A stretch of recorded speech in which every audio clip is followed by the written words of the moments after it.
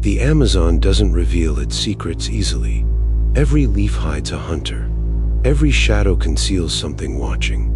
In the summer of 1975, 23 Special Forces soldiers followed a signal that shouldn't have existed deep into the Brazilian rainforest.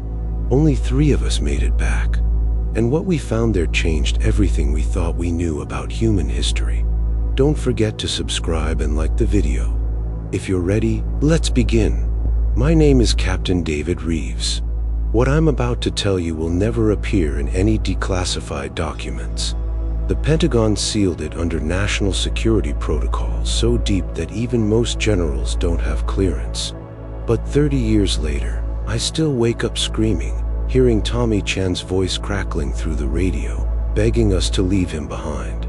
And I still see those ruins, glowing in the jungle darkness, pulsing with energy that predated Columbus, predated Christ, predated everything we thought we knew about civilization in the Americas. It started on June 12, 1975. I was stationed at Howard Air Force Base in Panama, running counterinsurgency training ops with local forces. The Cold War was hot in South America, and we were the tip of the spear keeping communist influence from spreading through the continent. Standard stuff. Boring, even. Then Major Richard Crane called me into his office at 0300 hours. That alone told me something was wrong. Crane was old-school Special Forces, Vietnam veteran, the kind of officer who'd seen everything and feared nothing. But when I walked into his office, he looked genuinely disturbed. "Reeves, close the door," he said, not looking up from a folder marked with red classified stamps. "What I'm about to show you doesn't leave this room." I sat down across from him. On his desk sat a printout from NORAD's early warning system, the kind they used to track Soviet bombers and missiles. Except this wasn't showing aircraft. It was showing something else entirely. 3 days ago, our radar stations in Brazil picked up a signal, Crane began. Not aircraft, not weather phenomena. A repeating pattern emanating from the interior jungle, 200 kilometers from the nearest settlement. He slid the printout across to me. I studied it. The signal was regular, pulsing every 4.7 seconds with mathematical precision. What made my blood run cold was the power output. Whatever was generating this signal was putting out energy equivalent to a small nuclear reactor. "Sir, this has to be Soviet," I said. "Secret base, maybe a listening post or..." "That was our first thought too," Crane interrupted. "We sent satellite reconnaissance. No buildings, no cleared areas, nothing but virgin jungle for 100 miles in every direction. Just trees in this." He pointed at the signal origin point on the map. "What does the Brazilian government say?" Crane's expression darkened. "They don't know, and they're not going to know. This operation is completely off book. As far as official records show, you and your team will be running a routine jungle training exercise near the Peru border." "My team?" I asked. "I'm giving you 22 of our best. Special Forces, Rangers, a few CIA paramilitary officers, plus 1 Brazilian liaison officer who knows the region. You insert by helicopter at the nearest safe LZ, hump it to the signal source, identify what's generating it, and extract. 7 days, in and out." It sounded simple. It always does. I spent the next 12 hours selecting my team and reviewing intel. Lieutenant Maria Santos was our Brazilian liaison, 28 years old, born in Manaus, grew up in the jungle. She spoke 5 indigenous dialects and had spent 3 years with Brazilian special police hunting drug runners in the rainforest. If anyone could keep us alive in that green hell, it was her. Sergeant First Class James Crawford, call sign Bull, handled heavy weapons. He was a mountain of a man who'd earned his nickname carrying an M60 machine gun through the Mekong Delta like it was a rifle. Specialist Tommy Chun ran communications. At 24, he was our tech wizard, could fix anything electronic with duct tape and profanity. The rest were solid operators, all volunteers, all with jungle experience. We thought we were ready for anything. We weren't ready for the Amazon. The insertion went smooth. 2 Huey helicopters dropped us at the edge of a river clearing at dawn on June 13th. The moment we hit the ground, the jungle swallowed us. The canopy overhead was so thick it turned day into perpetual twilight. Humidity hit like a physical force, 100% moisture in air so hot it felt like breathing soup. "Stay tight," I ordered as we formed up. "Chen, you got a read on that signal?" He pulled out our portable direction finder, a bulky unit strapped to his pack. The needle swung northeast, solid and strong. "Signal's clear, Captain. Bearing 045, distance approximately 50 clicks. 50 kilometers. Through jungles so dense we'd be lucky to make 10 clicks a day." This was going to take longer than 7 days. Santos took point, moving through the undergrowth with practiced ease. The rest of us followed, machetes out, cutting through vines and vegetation that seemed to grow back behind us. Within an hour, we were drenched in sweat. Within 2 hours, the helicopters were gone, and we were completely alone in the green maze. The first day passed without incident. We made decent time, following Santos through game trails and clearings. The jungle was alive with sound, birds calling, monkeys howling, insects buzzing in clouds around our heads. Normal Amazon stuff. But on the second day, things started feeling wrong. "Captain," Santos whispered, stopping suddenly. "The animals. Listen." I stopped, straining my ears. That's when I realized what was wrong. Silence. Complete, oppressive silence. No birds, no monkeys, no insects. Just the sound of our breathing and the rustle of leaves in a breeze that shouldn't exist under the thick canopy. "How long has it been quiet?" I asked. "Started about an hour ago," she said. "The indigenous people have stories about silent zones in the jungle, places where even the animals won't go. They call them the empty lands." Bull shifted his M60, scanning the trees. "I don't like this, Captain. Feels like we're being watched."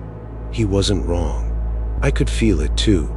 That prickling sensation on the back of your neck when eyes are tracking your every move. But I couldn't see anything except endless green. We pushed forward.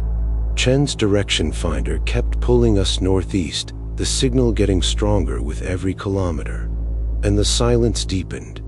By the third day, it felt like we were walking through a tomb, the only sound our own footsteps and the occasional whispered order. That's when Private Marcus Webb found the first marker. We'd stopped for a water break in a small clearing when Webb, who'd wandered to the edge to relieve himself, called out, "Captain, you need to see this." I moved to his position and my trachcot. A stone pillar, maybe 8 feet tall, covered in carved symbols that definitely weren't Portuguese or Spanish. The stone was weathered, but the carvings were deep, well preserved despite what had to be centuries of jungle growth. Santos approached, studying the symbols. "This isn't any indigenous language I recognize," she said, running her fingers over the carvings. "The style is wrong. Too geometric, too precise." "How old?" I asked. "Old, maybe pre-Incan, but that doesn't make sense. This far north, this deep in the jungle, there shouldn't be anything like this." Chin pulled out his direction finder. The needle pointed straight ahead, past the pillar. "Signal's gotten stronger, Captain. We're close. Maybe 5 clicks." We kept moving, and the markers became more frequent.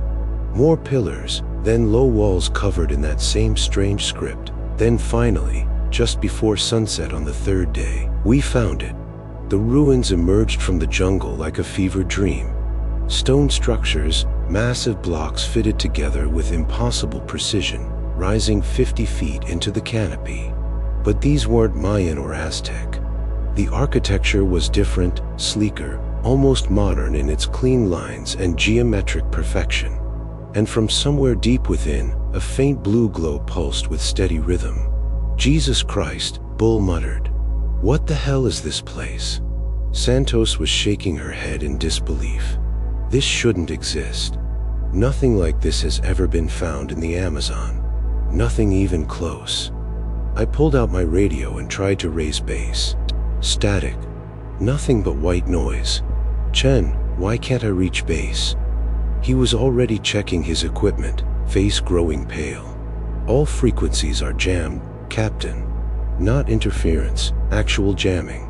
Something's broadcasting on every channel we have. The signal? No, sir. This is different. The signal's still there, coming from inside those ruins. But this jamming, it's like... He trailed off, listening to his headset. Captain, it's almost like it's organized. Like someone doesn't want us calling out. I made a decision. We set up a defensive perimeter here, 50 meters from the ruins. Bull, you and 4th Squad establish a base camp. Santos, Chun, and 2nd Squad, you're with me. We're going in. Bull didn't like it. I could see that in his eyes. But he nodded. Watch your 6 in there, Captain. We approached the ruins as the last light faded from the sky. The blue glow intensified as darkness fell, illuminating the structures from within. I could see an entrance, a massive doorway carved with more of those impossible symbols. Captain, Chen whispered. The signal's coming from directly ahead. Strong enough now that I don't even need the direction finder. I can feel it in my teeth. I felt it too. A vibration, subsonic, making my bones ache. We clicked on our weapon lights and entered the ruins. The interior was massive. A chamber easily 100 feet across, with a ceiling supported by columns that seemed to grow from single pieces of stone. But what dominated the space was the device in the center. It was a sphere, maybe 12 feet in diameter, made of a metal that seemed to shift colors in our flashlight beams. Symbols covered its surface, glowing with that blue light, pulsing in time with the signal Chun had been tracking. Conduits ran from it into the walls, and at its base sat a platform holding what looked like a control panel, covered in more of those symbols. This is impossible, Santos breathed. This technology, this architecture, it can't be pre-Columbian. It can't be ancient. It looks like it was built yesterday. Chun approached the device, pulling out his equipment. Captain, this thing is putting out massive electromagnetic energy. And it's not passive. It's active, running, like it's been waiting for something. Waiting for what? I asked. That's when the wall started moving. Not crumbling or collapsing. Moving. The stone rippled like water, and shapes began emerging. Humanoid figures, tall and impossibly thin, made of what looked like living shadow mixed with vegetation. Their eyes glowed the same blue as the device, and when they spoke, the voice came from everywhere at once. You should not have come. My training kicked in. Weapons up. Defensive positions. But the figures didn't attack. They just stood there, at least a dozen of them, forming a loose circle around us. We are the Watchers, the voice continued. Left behind when the architects departed. This is a beacon. A door between then and now. You have activated it. Now the counting begins. Counting to what? I demanded, finger on my trigger but not firing. These things hadn't shown hostility yet, just warning. One of the figures stepped forward. Up close, I could see it wasn't really solid. It was more like a projection or a hologram, but made of organic material. Leaves, vines, even insects, all moving together as one organism. The architects left their tools behind when they departed this world 10,000 of your years ago. Left us to guard them. But the tools cannot remain inactive forever. When a beacon activates, the architect sends it across the vast distance, and they return to reclaim what is theirs. Santos was translating in a whisper, but even she sounded shaken. Captain, the indigenous legends. They talk about the old builders. Before the first people, they built cities in the jungle and then vanished overnight. How long? I asked the Watcher. How long until they return? The figure tilted its head. 7 sunsets, 7 turnings of the sky. If you remain, you will meet them, and they do not tolerate witnesses who discover their beacons. 7 days. The same timeline Crane had given us for the mission. Coincidence? Or had someone known more than they told me? What happens to witnesses? Chen asked, his voice cracking. The Watcher looked at him, and I saw something that might have been pity in those glowing eyes. Collection, analysis, recycling. The architects do not kill. They study. They understand. They preserve. But those they study never return unchanged. Most never return at all. The figures began to fade, dissolving back into the walls. But the lead Watcher spoke final words that echoed in the chamber. Leave this place. Forget what you have seen. The beacon will bring them. And when they arrive, no force of your world can stand against them. This is our warning. Heed it or be harvested. Then they were gone, and we were alone with the pulsing sphere and the growing realization that we'd stumbled onto something that governments would kill to possess, and that might kill us just for knowing about it. I grabbed my radio, knowing it wouldn't work, but trying anyway. Static. Chen was right, we were jammed. Cut off from base, from extraction, from any hope of backup. We leave, I said. Now, we get back to the LZ and signal for immediate extraction. Captain, Santos protested. If what those things said is true, we need to warn someone. This beacon, these architects, if they're coming. Then we'll report it when we're safely out of this jungle. I cut her off. Right now, survival is priority 1. We backed out of the chamber, weapons covering every angle. Outside, the jungle had come alive again. But the sounds were wrong. Not the normal cacophony of the Amazon, but something else. Rhythmic, almost mechanical. Like thousands of things moving through the undergrowth with coordinated purpose. Bull met us at the perimeter. Captain, we've got a problem. Thermal imaging is picking up movement. Lots of movement. Surrounding our position from all sides. I grabbed his thermal scope and looked. My blood turned to ice. The screen showed hundreds of heat signatures, maybe more, forming a perfect circle around the ruins. They weren't moving in, just watching, waiting. How many? I asked. At least 300 contacts, sir. Maybe more. They're just standing there in the tree line. I made the call that would haunt me for the rest of my life. We move out. Now. Break through the encirclement and head for the LZ at maximum speed. Captain, what about the beacon? Chen asked. Shouldn't we destroy it? I looked back at the ruins, at that blue glow pulsing with alien purpose. We don't have the firepower to destroy that thing, and we don't have time to figure out how. Our mission is survival and reporting what we found. Move out. We formed up in combat formation and pushed into the jungle, heading southwest toward our insertion point. The thermal signatures tracked us, keeping pace but not attacking, staying just outside visual range. For the first hour, nothing happened. We made good time, Bull's heavy weapon sweeping constantly, everyone's trigger finger ready. Then, as darkness fell completely, Private Webb disappeared. He'd been 5th in the formation. 1 second he was there. The next, gone. No sound, no struggle, just empty space where a soldier had been walking. Webb, I called out. Marcus, respond. Nothing. We swept the area with flashlights, found his rifle lying in the undergrowth, magazine still full, safety still on. It was like he'd simply ceased to exist. Captain, the thermal signatures, Bull said urgently. They're moving in. I looked at his scope. The circle was tightening, closing in on our position. We had minutes, maybe less. Double time. We run. I ordered. We ran through the jungle in the dark, flashlights bobbing, vegetation tearing at our uniforms. Behind us, I could hear something moving through the undergrowth. Not running, but flowing, like water through the trees. 2 more men vanished before dawn. Specialist Rodriguez and Corporal Matthews. One moment they were right behind us. The next, their gear lay scattered on the ground and they were gone. We were being hunted, and whatever was hunting us didn't leave bodies. At first light, we stopped in a small clearing, gasping for breath. Of the 23 who'd entered the jungle, 20 remained.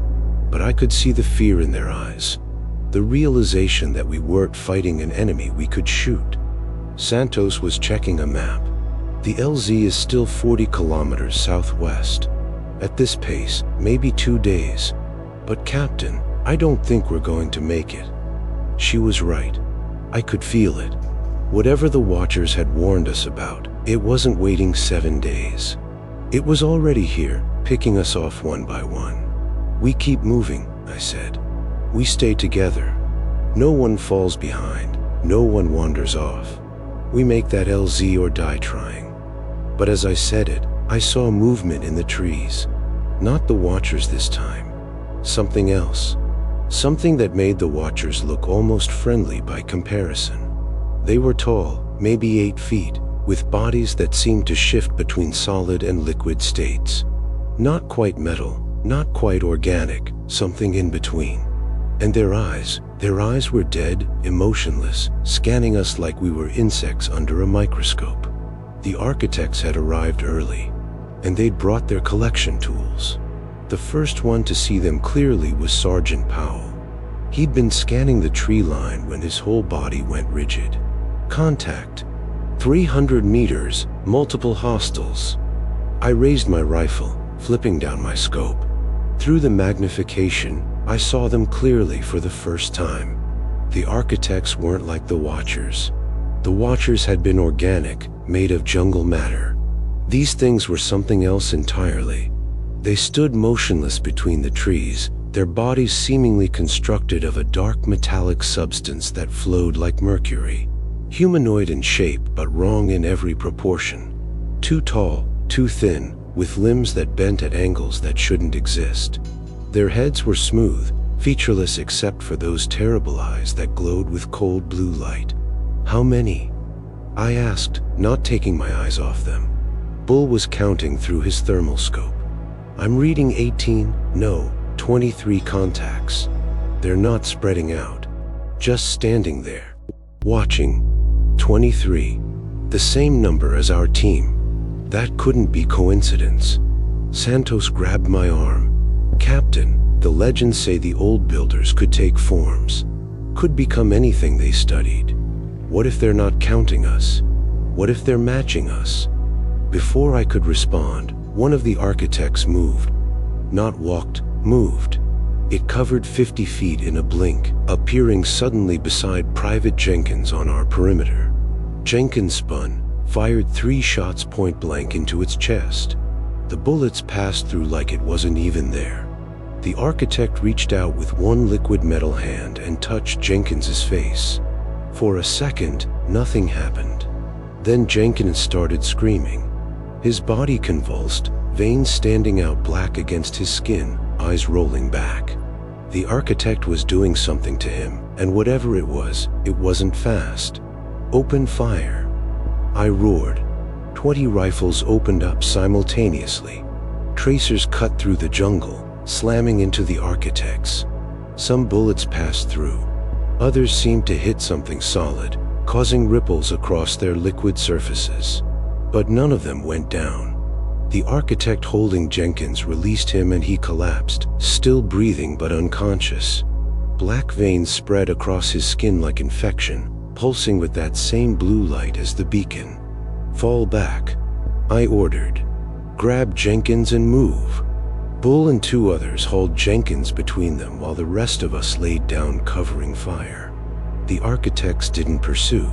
They just stood there, watching, as we retreated into the jungle. We ran for 2 hours straight before stopping. Jenkins was still unconscious, his breathing shallow. Chun pulled out his medical kit but stopped when he saw Jenkins's arm. Captain, Chun's voice was shaking. Look at this. I knelt beside Jenkins. His forearm was covered in those black veins, but they weren't veins. Under the skin, something was moving. Patterns forming and reforming, geometric shapes that seemed to be studying his biology from the inside out. "What the hell is that?" Bull demanded.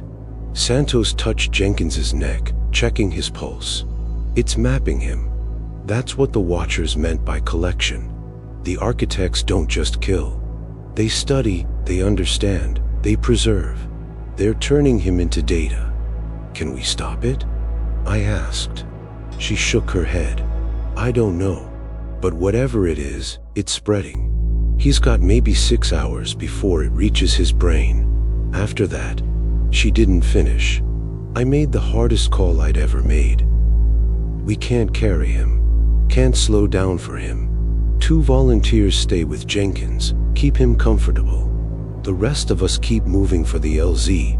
Corporal Davis and Private First Class Torres volunteered. I left them our best medical supplies, extra ammunition, and the faint hope that somehow Jenkins would stabilize. But I could see in their eyes they knew the truth. They were staying behind to die with him. We moved out, down to 17 soldiers now. The jungle felt different. Hostile in a way it hadn't been before. The trees seemed to lean in, the undergrowth seemed to grab at our boots. And always, at the edge of our vision, those shapes followed us. By midday, we'd lost 3 more. Specialist Kim simply vanished while taking point. Lieutenant Harrison and Private Webb were there one moment, gone the next, their equipment scattered like they'd been snatched straight out of their gear. 14 left. That's when Chin made a discovery that changed everything. He'd been monitoring his equipment when he noticed something strange. "Captain, the jamming. It's not random. It's coming from the beacon, but there's a pattern to it." "What kind of pattern?" I asked. "Communication. The beacon isn't just a signal, it's transmitting data. Massive amounts of it. And it's receiving too. I think it's sending information about us back to wherever the architects came from." "What kind of information?" Chen's face went pale. "Everything. Our biology, our weapons, our tactics. Every time they touch one of us, every time they take someone, they're learning. The beacon is like a relay station, sending all that data somewhere else." Santos understood immediately. "That's why they're not killing us quickly. We're not threats to be eliminated. We're samples to be studied. The more of us they analyze, the more they learn about humanity. Then we destroy the beacon," Bull said. "Cut off their data stream." "With what?" I countered. "That sphere is putting out energy equivalent to a nuclear reactor. Our explosives would be like throwing pebbles at a tank." "Then what do we do, Captain?" Chen asked.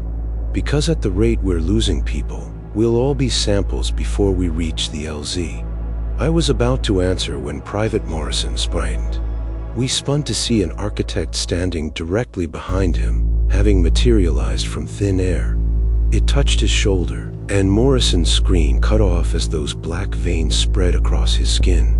This time we didn't fire. Bullets were useless. Instead, Bull pulled a thermite grenade from his vest, armed it, and threw it directly at the architect. The grenade stuck to its liquid body for a split second before detonating. White-hot flame engulfed the architect.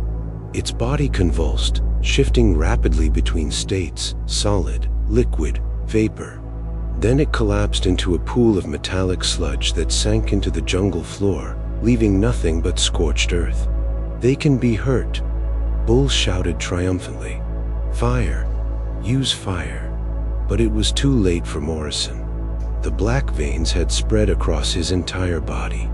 His eyes opened, but they weren't his anymore. They glowed with that cold blue light. And when he spoke, the voice wasn't human. "Interesting," Morrison's body said, tilting its head at an unnatural angle. "Pain receptors.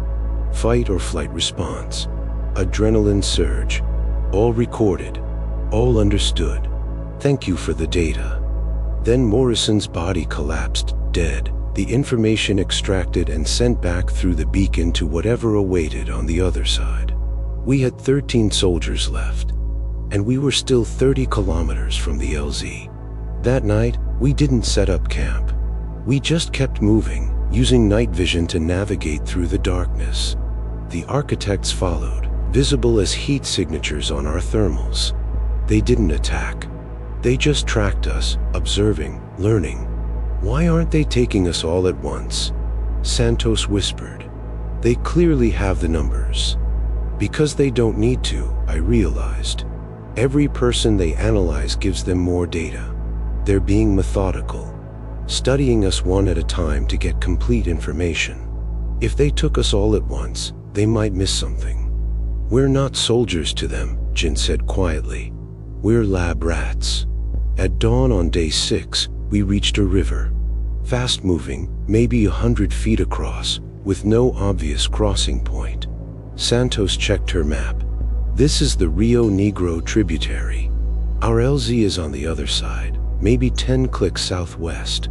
But Captain, this river is deep and fast. We'll need to find a crossing point or build rafts." I looked back. Through the morning mist, I could see shapes moving.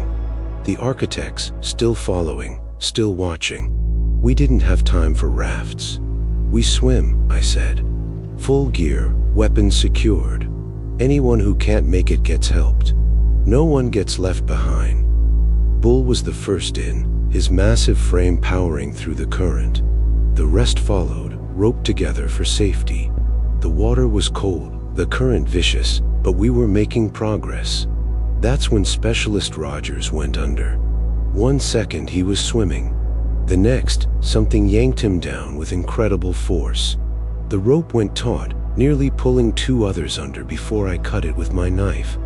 Rogers surfaced once, 50 feet downstream, thrashing. Something was wrapped around his legs. Something black and liquid that looked like an architect but moved through water like it was air. Rogers screamed once before being pulled under for good. 12 left. We made the far shore and collapsed on the bank, gasping. Behind us, across the river, the architects stood watching. But they didn't enter the water. For the first time since leaving the ruins, they'd stopped following. "They're not crossing," Santos observed. "Why?" Chin pulled out his direction finder, and his face went white. "Captain, the beacon. The signal strength just dropped by half. I think there's a range limit. The beacon can only transmit so far. If we get far enough away, we might break free of their collection range," I finished. "How far to the edge of the signal?" "Based on these readings, maybe 15 kilometers. The LZ is within that range. If we can reach it, get on those helicopters." An explosion cut him off. Somewhere to the southeast, maybe 5 kilometers away, a fireball rose above the jungle canopy, followed by the distinctive whump-up of helicopter rotors. "That's our extraction," Bull shouted. "They're early." I grabbed my radio, tried to call. Still jammed. But we could see the smoke, could hear the helicopters circling. Someone had sent our extraction early. Maybe base had detected something wrong. Maybe it was just lucky timing. Either way, it was our only chance. Double time. I ordered. We run for that LZ and we don't stop for anything. We ran through the jungle, branches tearing at us, lungs burning. Behind us, I heard splashing. The architects had found a way across. Or maybe they just decided the data was worth the risk of crossing running water. 3 more soldiers fell during that final run. Private Kowalski simply collapsed, the black veins having spread through his system during the swim. Corporal Washington and Sergeant Lewis were taken when they stopped to help him. We couldn't wait, couldn't slow down, could only run while they screamed behind us. 9 soldiers left. The LZ was a small clearing, big enough for 1 helicopter at a time. 2 Hueys circled overhead, door gunners scanning the jungle. They'd seen the smoke from the explosion, knew something was wrong, but without radio contact, they couldn't know what. I grabbed a signal flare from my vest, fired it straight up. Red smoke streaked into the sky. The helicopters banked hard, coming in for landing. That's when the architects broke from the tree line. Not the 23 we'd been tracking. More. Dozens more. They'd been waiting, gathering, studying our escape route.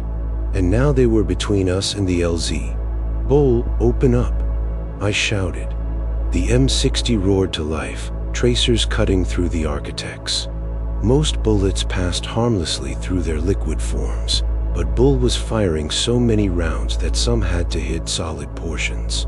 3 architects collapsed into metallic puddles. The rest kept coming. "Thermite," Santos shouted, pulling grenades from her vest. "Everyone with thermite, use it now." White-hot stars bloomed across the clearing as thermite grenades detonated among the architects. Their bodies couldn't adapt to the extreme heat fast enough. They burned, dissolving into nothing. But more kept coming, and we were out of thermite. The first helicopter touched down, rotors still spinning. The door gunner waved us frantically. "Come on, move!" Lieutenant Santos, Chen, and 3 others sprinted for the helicopter. An architect materialized in their path. Chen threw his last thermite grenade without arming it, just threw it like a rock. The architect's hand shot out and caught it, tilting its head as if confused. Chen grinned and fired his rifle into the grenade's fuse. The thermite detonated in the architect's grip, engulfing it completely. They made the helicopter, climbing aboard as the pilot revved the engine. The second Huey was coming in for landing, but more architects were flooding the clearing now. Maybe 50 of them, too many to fight through. Bull was beside me, M60 red hot from continuous fire. "Captain, we're not all going to make it." He was right. I could see it, could calculate it, could feel it in my bones. Some of us had to buy time. "Bull, take the others. Get on that bird." "Sir, aye. That's an order, Sergeant. Tell them what we found. Tell them about the beacon. Someone needs to warn them." Bull's jaw clenched, but he nodded. He grabbed the 4 remaining soldiers, Corporal Hayes, Private Walker, Specialist Diaz, and Private First Class Church. "Move, now!" They ran for the second helicopter as it touched down. The architects converged on them.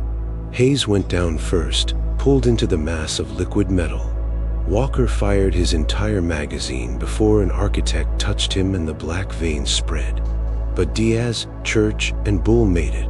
Pulled aboard by the crew chief as the helicopter lifted off, rotor wash scattering the architects. That left me and 2 others, Sergeant First Class Crawford and Private Morrison. No, Morrison was dead. Just Crawford and Private Yates. 3 soldiers facing 50 architects with our backs to the jungle. Crawford pulled his last magazine. "It's been an honor, Captain." "Likewise, Sergeant." We opened fire. The architects advanced through our gunfire like it was rain. Yates went down first, touched by one of them, screaming as the black veins spread. Crawford lasted longer, firing his pistol after his rifle ran dry, but eventually they reached him too. I was alone. An architect stood before me, tilting its head in that curious way. It reached out one liquid metal hand. I had 1 bullet left, 1 round in my sidearm. I didn't use it on the architect. I used it on myself. Put the barrel under my chin, pulled the trigger. Click. Misfire. The one time in my life I needed a round to fire, and it failed. The architect touched my face. Cold. Impossibly cold. And then pain like I'd never imagined. I felt something invading my mind, reading my memories, cataloging my knowledge. I saw flashes. My childhood, my training, every classified mission I'd ever run. It was taking it all, recording everything I knew about military tactics, about US capabilities, about our weaknesses. Then, just as suddenly, it released me. I collapsed to the ground, gasping, feeling those black veins spreading up my arm. The architect leaned close, and I heard that terrible voice. "Insufficient data. Sample corrupted. Suicide attempt detected and prevented. Subject demonstrates undesirable psychological patterns. Not suitable for full analysis." Then it simply walked away. Walked away like I wasn't worth studying. Like I was defective merchandise. I don't know how long I lay there. Could have been minutes, could have been hours. The black veins slowly receded, my body fighting off whatever they'd injected. When I finally found the strength to move, the architects were gone. The clearing was empty except for equipment and a few bodies. And in the distance, I heard helicopter rotors. A third helicopter, one we hadn't seen, was touching down at the far end of the clearing. Men in black tactical gear poured out. Not regular army. These were special operators, the kind that didn't officially exist. A man in a suit stepped off the helicopter. Gray hair, cold eyes, holding a briefcase marked with classification levels I'd never seen before. "Captain Reeves," he said, like we were meeting for coffee. "My name is Dr. Richard Vance. I'm with a program that studies anomalous sites. Your Major Crane was working for us. We need you to come with us. Now." I tried to speak, managed only a croak. "My men, the beacon, the architects, are being dealt with," Vance interrupted. "Right now, several B-52s are inbound to carpet bomb this entire region. The beacon will be destroyed, and the official record will show this area was hit by a military fuel dump explosion. Your men died in a training accident. The Brazilian government has been compensated for their silence." "You knew," I realized, the horror of it sinking in. "You knew what was out here. You sent us as bait." Vance's expression didn't change. "We knew something was generating a signal. We didn't know what. Now we do. 20 lives is a small price for information this valuable. You should be proud, Captain. Your sacrifice has given us insight into technology that could change human civilization." 23 lives, I corrected bitterly. "We were 23. Actually," Vance said, pulling out a folder. "According to our count, 9 soldiers survived. Lieutenant Santos, Specialist Chen, Sergeant Crawford, and 6 others are already in our custody, being debriefed at a secure location. 9 out of 23, and I'd thought it was only 3. They loaded me onto the helicopter and we lifted off. Below, I could see the clearing, the ruins in the distance still glowing blue. Then the bombers came. B-52s dropping their payloads, carpet bombing the entire area. The beacon exploded in a flash of blue light so bright it hurt to look at. The ruins collapsed. The jungle burned. And somewhere in that inferno, whatever the architects had been building, whatever they'd been planning, died with it. Or so we hoped. They kept us in debriefing for 6 months. Secure facility somewhere in Nevada, isolated, monitored, psychologically evaluated. They wanted to know everything we'd seen, everything we'd learned. Santos was there. Chen too. Bull Crawford lasted 3 months before demanding to be released and threatening to go public. They let him go with a discharge and a warning.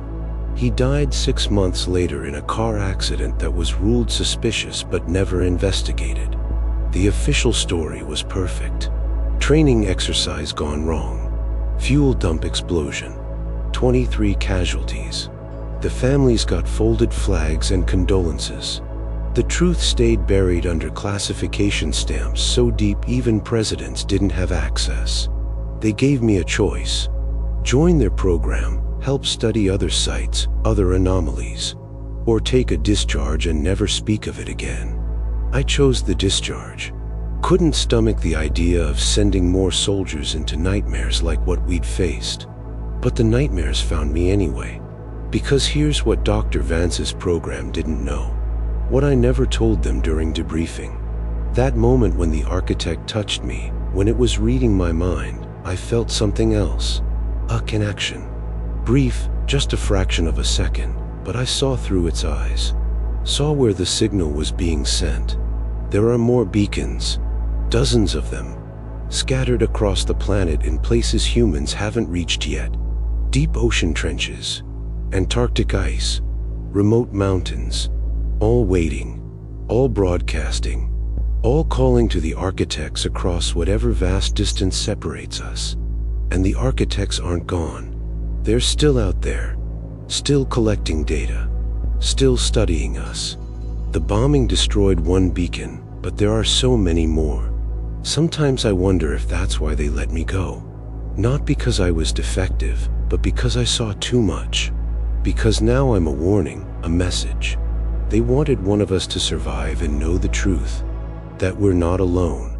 That we're being watched. That we're being cataloged. And one day, when they've gathered enough data, when they understand us completely, they'll come back. Not to destroy us. That would be wasteful. To harvest us. To preserve us. To add us to whatever vast collection they're building across the stars. My name is Captain David Reeves. It's been 30 years since Operation Greenfall. The Pentagon still denies it happened. The CIA maintains there was no mission. Even the base we deployed from has no records of our team. But I have the scars. I have the memories. And I have the knowledge that somewhere in the Amazon, or the Pacific, or Antarctica, another beacon is waiting. And another team of soldiers will be sent to investigate. And most of them won't come back. If you're watching this, if you're in the military or with intelligence services, and you hear about an unexplained signal from a remote location, refuse the mission. File for medical leave. Go AWOL if you have to. Because once you find a beacon, once you activate it, you're not a soldier anymore. You're a specimen. And the architects are very, very patient collectors. Lieutenant Santos runs a private security company now. Chen works in tech, never touches anything related to signals or communications. The 6 others scattered to the wind, living under assumed names, trying to forget. But we can't forget. And we won't let anyone else forget either. The 23 soldiers of Operation Greenfall deserve to be remembered. Not as training accident casualties, but as the men and women who discovered humanity's most terrifying truth. We are not the dominant species on this planet. We never were. We're just the most recent subjects in an experiment that's been running for 10,000 years. And the architects are still watching, still waiting, still collecting data. The next time you're deep in the jungle, or the desert, or any remote place, and you feel like you're being watched, trust that instinct. Because you probably are. The beacons are still out there. And they're still calling. Still watching without subscribing? Hit that button now. And in the comments, tell me, would you take a mission to investigate an unexplained signal in a remote location? Or would you refuse and face court-martial? Think carefully before you answer. Because somewhere in the Amazon, in a forest that's been regrown over the bombing site, the ground still glows blue at night. The beacon wasn't destroyed. It was buried. And it's still transmitting. We didn't stop them. We just delayed them. And one day, they'll return to finish the harvest. 30 years is a long time to live with a secret that could end the world. Long enough to convince yourself it was trauma, hallucination, some kind of jungle fever that made you see things that couldn't exist. Long enough to almost believe the government story that it was just a training accident. Almost. But then the dreams started again. Not the usual nightmares of screaming soldiers and liquid metal hands. These were different, clearer, like memories that weren't mine. I'd wake up seeing equations I didn't understand, hearing voices in frequencies human ears shouldn't detect, feeling a pull towards something I couldn't name. It was Chun who reached out first. An encrypted email with no return address, just a date, time, and coordinates. A diner in Albuquerque, New Mexico. Neutral ground, far from any military installation or government facility. I almost didn't go. I'd spent 30 years trying to be normal, running a small security consulting business in Montana, as far from jungles and classified operations as I could get. But the dreams were getting worse, and I needed to know if I was losing my mind or if something was actually happening. Chin looked older, grayer, but his eyes still had that sharp intelligence. He was wearing expensive clothes now, the kind tech millionaires wear. Turned out his company made encryption software that 3-letter agencies couldn't crack. Smart move, keeping himself valuable enough that they couldn't make him disappear. "You're having them too," he said as I sat down. Not a question, a statement. "The dreams?" "Yeah. Started about 6 months ago. Getting stronger every week." Chin pulled out a tablet, shielding the screen from any potential surveillance. "It's not just dreams, Captain. Look at this." The screen showed a map of South America. Right where Operation Greenfall had taken place, a pulsing dot marked a signal. The same signal. The exact same frequency we'd tracked in 1975. "That's impossible," I said. "They carpet bombed that entire region. The beacon was destroyed." "Was it?" Chen asked. "Or did it just go dormant? Because 6 months ago, it woke up again. And this time, it's not alone." He zoomed out the map. More dots appeared. Brazil, Peru, Colombia. Then the map went global. Antarctica, Pacific Ocean, Siberia. 23 signals total, all broadcasting on the same frequency. 23. Always that number. "The program Dr. Vance runs, it's been tracking these for decades," Chun explained. "But they've always been passive, low-level background noise. Now they're all active, all at once, like someone flipped a switch." "Who?" "That's what I've been trying to figure out." Chen's fingers flew across the tablet. "I've spent 30 years building backdoors into every intelligence network on Earth. NSA, CIA, FSB, Mossad, you name it. And 6 months ago, all of them detected the same thing. The signals aren't just transmitting, they're triangulating." "Triangulating what?" "Locations, population centers, military installations, nuclear facilities. It's like they're building a targeting grid." He looked up at me, and I saw real fear in his eyes. "Captain, I think the architects are coming back. And this time, they're not here to study. They're here to harvest everything." Before I could respond, Chen's tablet beeped. His face went pale. "We need to leave. Now." "What is it?" "Someone just tried to access my location through 3 different networks simultaneously. Only one organization has that kind of coordination." He grabbed my arm. "The program. They know we're meeting." We left through the kitchen, Chin leading me through back alleys he'd apparently scouted before arranging the meeting. Paranoid? Maybe. But after Operation Greenfall, paranoia was just another word for survival instinct. "Where are we going?" I asked as we reached his car, a Tesla with heavily tinted windows. "To see Santos. She's been investigating something in Arizona. A research facility that's been studying one of the active beacons. She thinks they're planning something, and it's not good."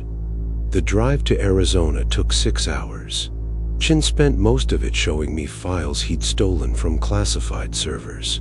What I saw made my blood run cold. The program Dr. Vance had started, officially called the Anomalous Artifacts Research Division, had grown into a shadow government within the government. Billions in black budget funding, facilities on every continent. And for the last 30 years, they hadn't been trying to prevent the architects' return. They've been trying to communicate with them. They want the technology, Chun explained. They think if they can establish contact, negotiate, they can trade for it. Immortality, faster than light travel, unlimited energy. All the things the architects supposedly have. Trade what?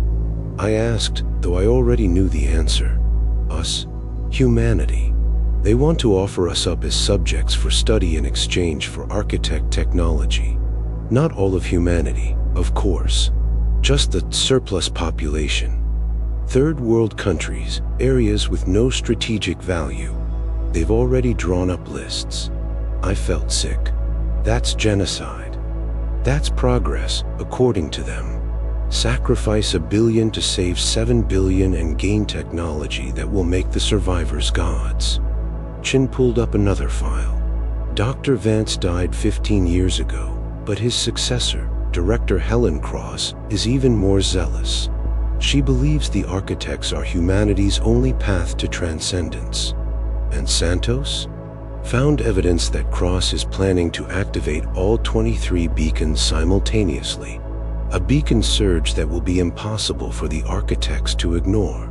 Force first contact on humanity's terms instead of theirs. When? Chin checked his watch. 72 hours from now.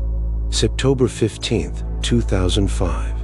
And she's using the original beacon from Operation Greenfall. The one they told us was destroyed. The Arizona facility was built into a mesa, disguised as a geological research station. Santos met us at a truck stop 15 miles away, wearing tactical gear and looking like she hadn't slept in days. "You actually came," she said, embracing me briefly. "I wasn't sure you would. Thought maybe you decided to live out your remaining years pretending it never happened." "I tried that for 30 years, I said. "How'd you find out about the activation?" "I never really left the program," Santos admitted. "After they released us, I joined privately.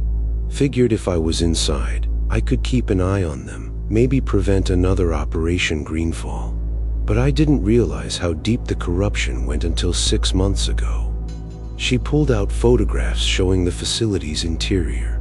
Clean rooms filled with scientists, massive computer arrays, and at the center, a familiar glowing blue sphere.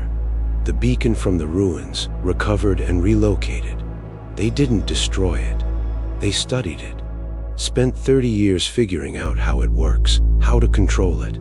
And now Cross thinks she can use it to open a dialogue with the architects. Santos's voice was bitter. She doesn't understand that the architects don't negotiate. They collect. "Can we stop her?" Chin asked. "Not easily.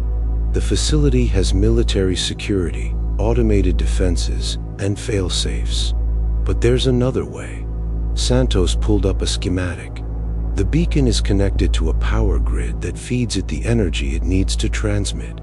If we can overload that grid, cause a cascading failure, we might be able to destroy the beacon before the activation. "And the other 22 beacons?" I asked. "Without the original to coordinate them, they should go dormant again. The Greenfall beacon is the master node. Kill it, and we break the network."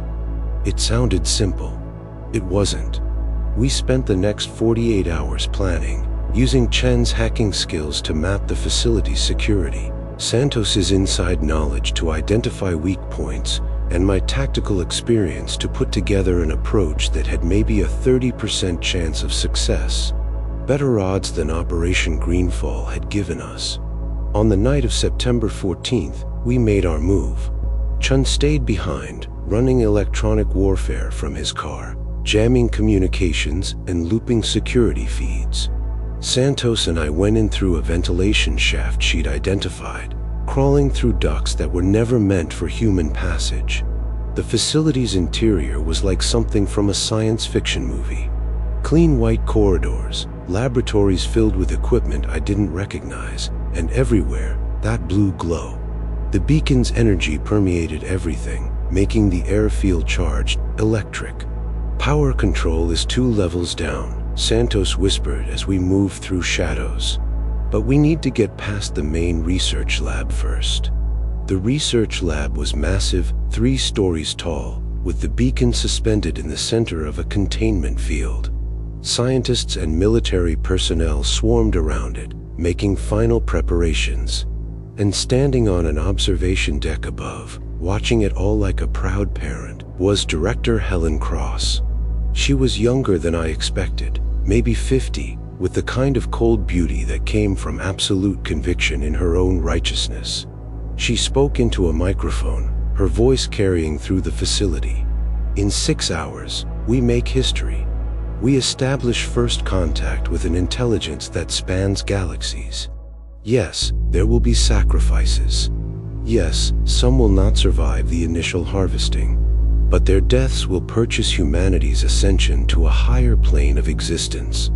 The architects will give us the stars in exchange for subjects to study, and we will become gods."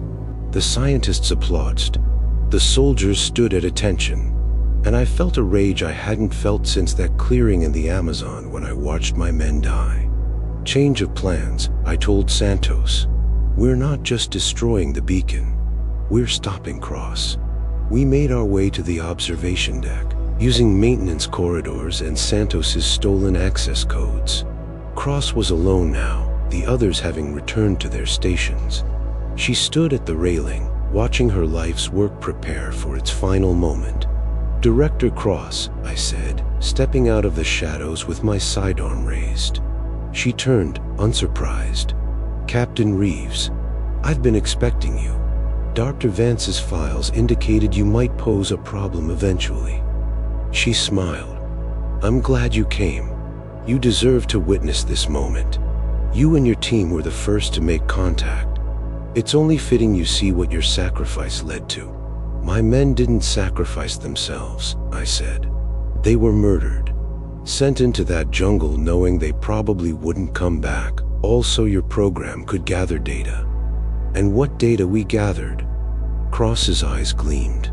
"Your encounter gave us everything we needed to understand the architects, to prepare for this moment.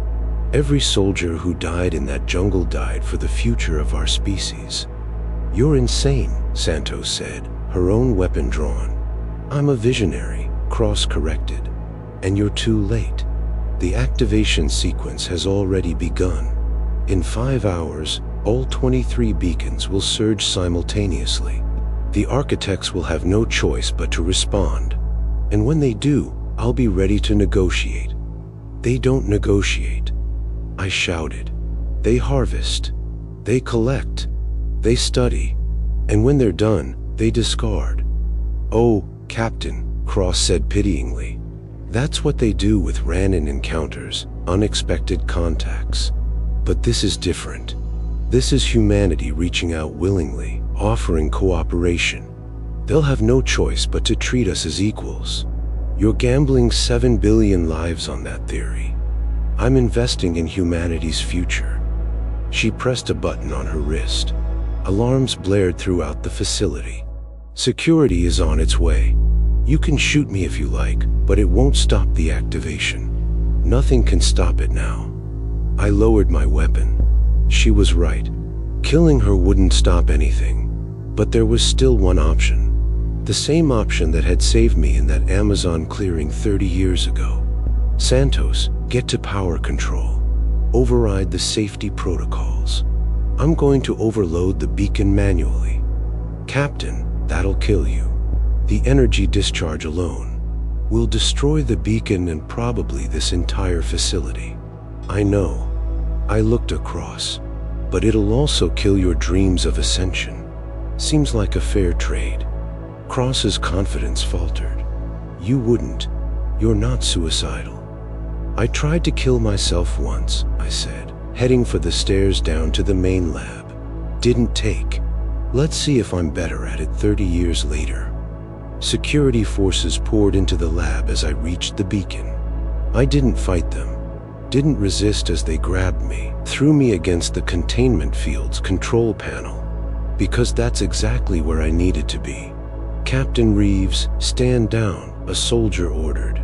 Instead, I reached into my jacket and pulled out the device Chin had given me.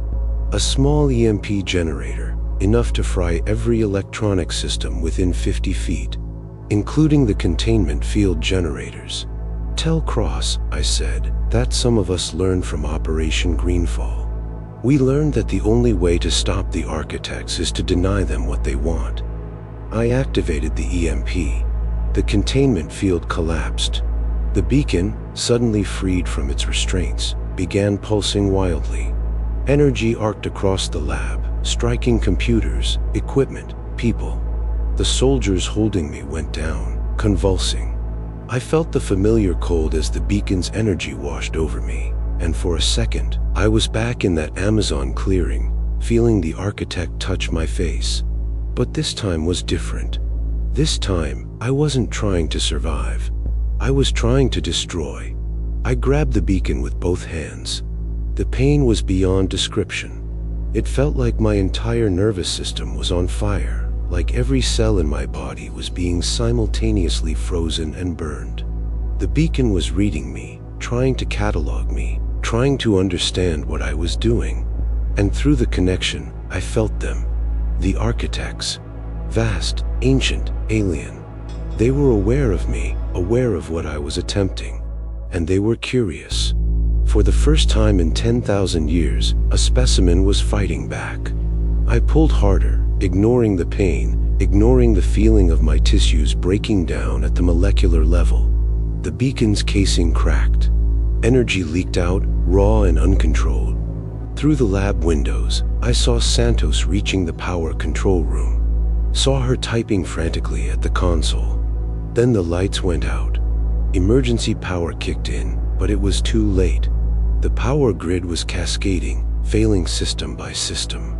And without external power, the beacon was burning through its own reserves, consuming itself to maintain the connection to the architects.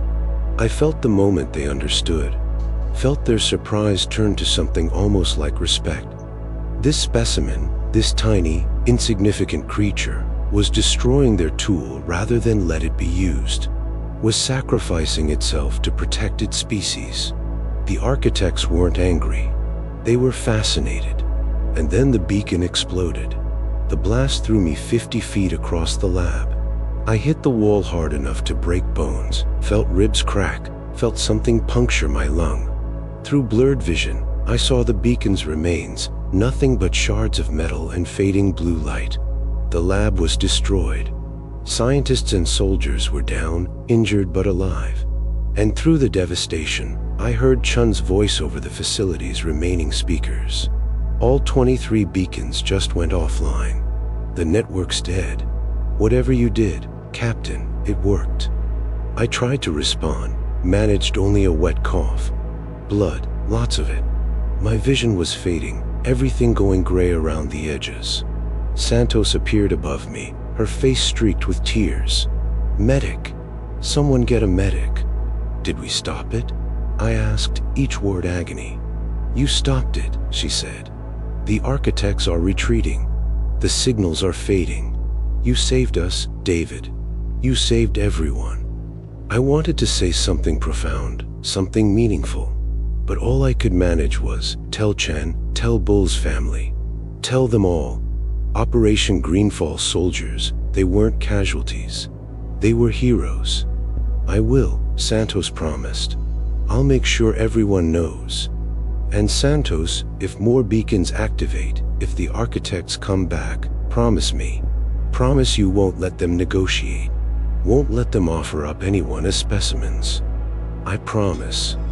I felt myself slipping away, the gray creeping in from all sides. But it was okay.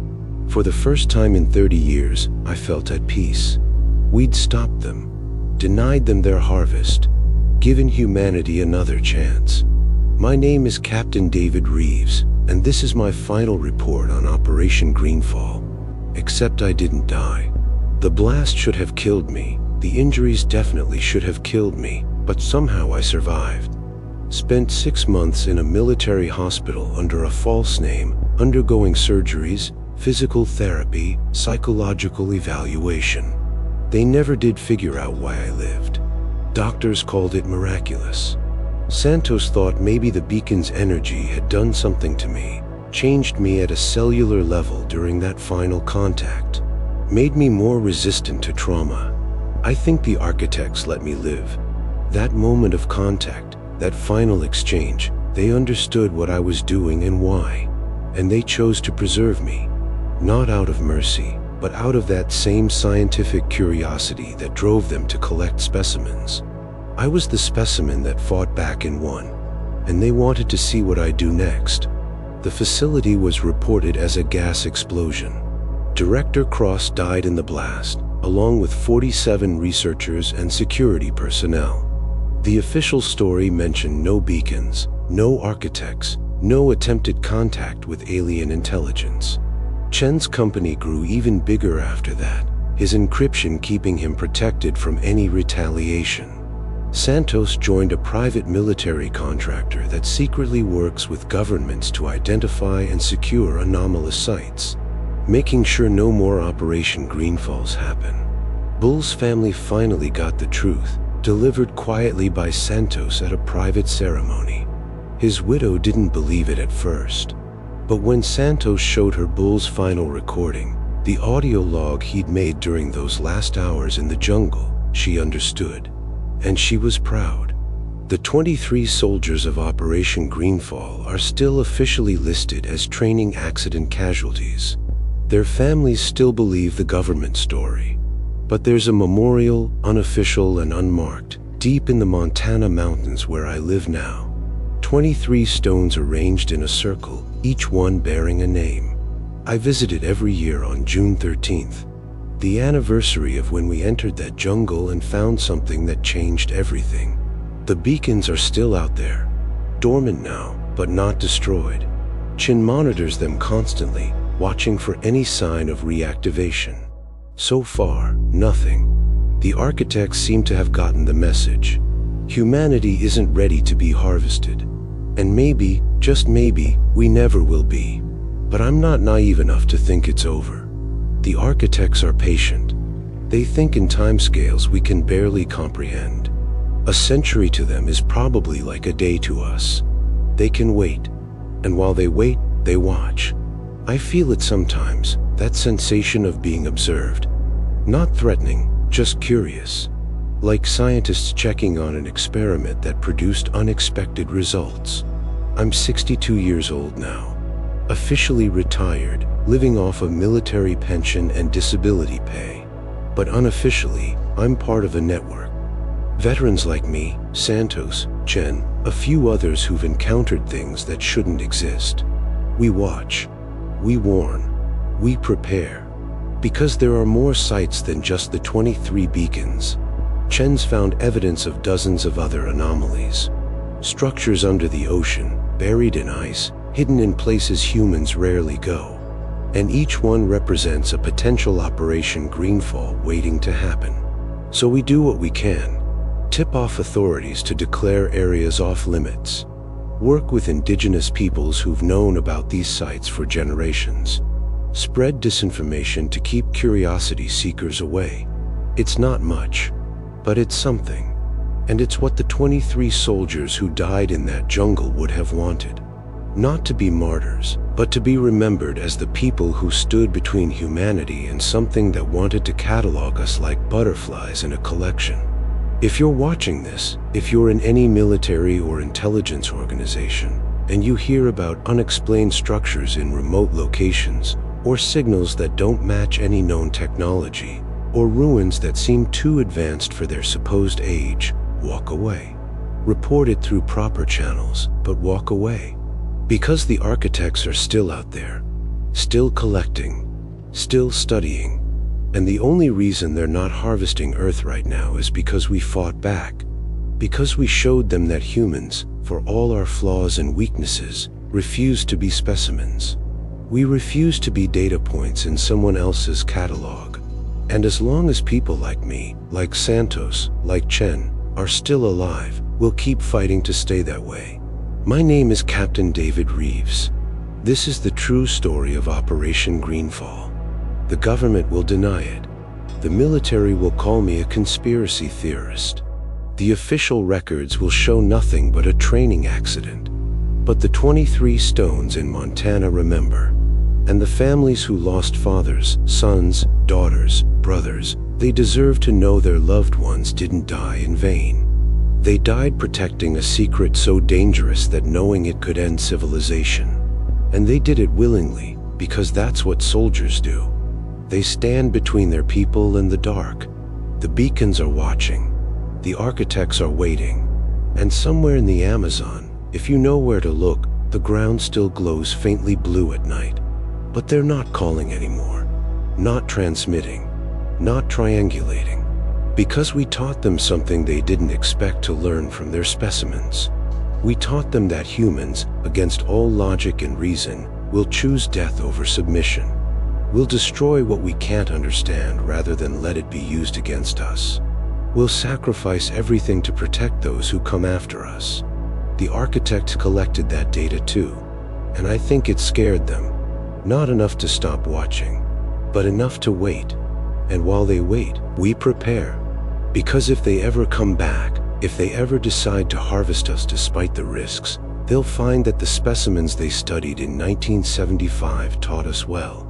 They'll find that every soldier, every scientist, every person who knows the truth is ready to become another Captain Reeves. Ready to grab the beacon and pull until it breaks, no matter the cost. Still watching without subscribing? Hit that button now. And in the comments, tell me, if you were sent on a mission to investigate an anomalous signal in a remote location, knowing what you know now, would you go? Or would you remember the 23 soldiers of Operation Greenfall, who entered the jungle following orders and found something that changed them forever? Think carefully before you answer. Because somewhere, in some remote corner of the world, another signal is waiting to be discovered. Another beacon waiting to be activated. Another Operation Greenfall waiting to happen. And when it does, will you be the soldier who follows orders? Or will you be the one who asks why? The choice is yours. But remember, once you know the truth, you can never unknow it. And the architects never stop watching. Never.